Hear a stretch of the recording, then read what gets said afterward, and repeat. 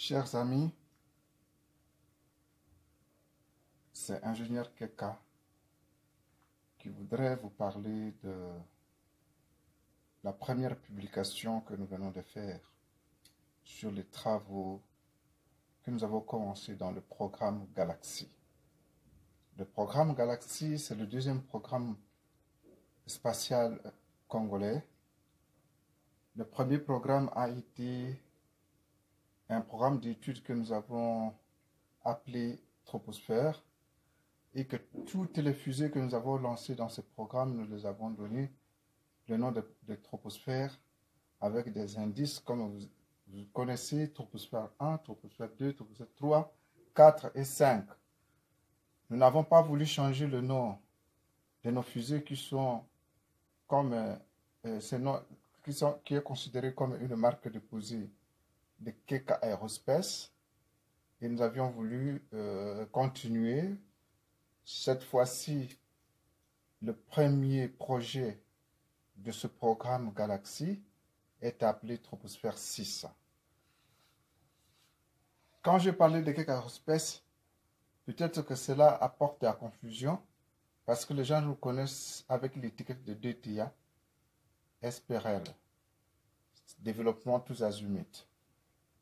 C'est-à-dire dans DTIA SPRL, actuellement c'est SRL, c'est une société qui existe, c'est une société qui fait ses activités commerciales et industrielles comme n'importe quelle société dans le monde.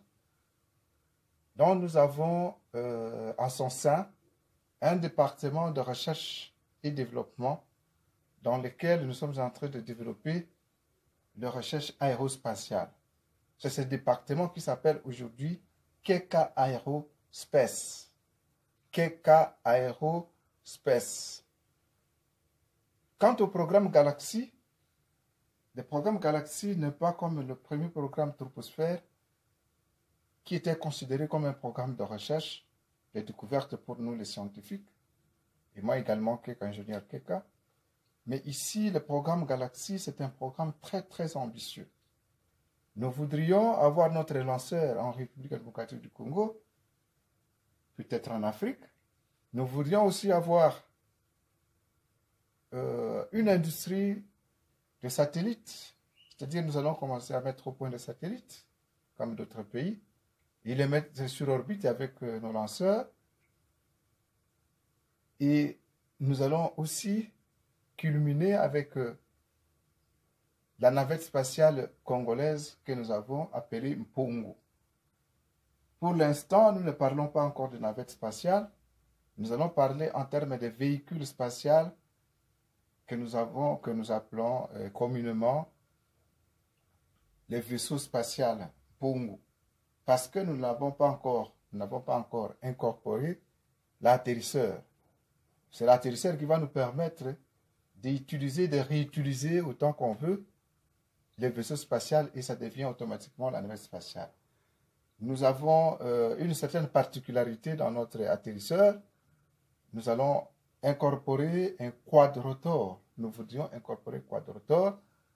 Avec quadrotor, nous n'allons pas atterrir comme la navette spatiale américaine dans une piste qui est proche de piste d'aviation.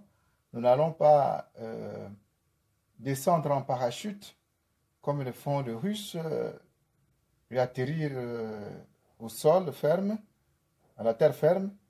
La même chose avec les Chinois. Mais nous allons arriver à une altitude qu'un quadrotor peut bien marcher avec des coordonnées GPS.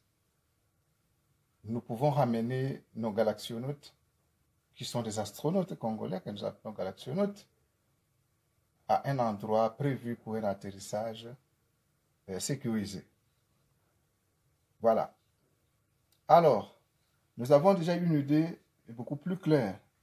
Aujourd'hui, le programme Galaxy a démarré et que, à partir de novembre 2017, nous sommes décidés de commencer à entrer en contact avec les gens qui nous aiment pour qu'ils suivent de plus près nos travaux dans ce domaine.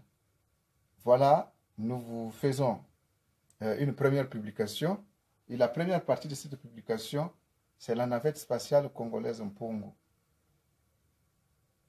Vous avez partie 1, la navette spatiale congolaise Mpungu.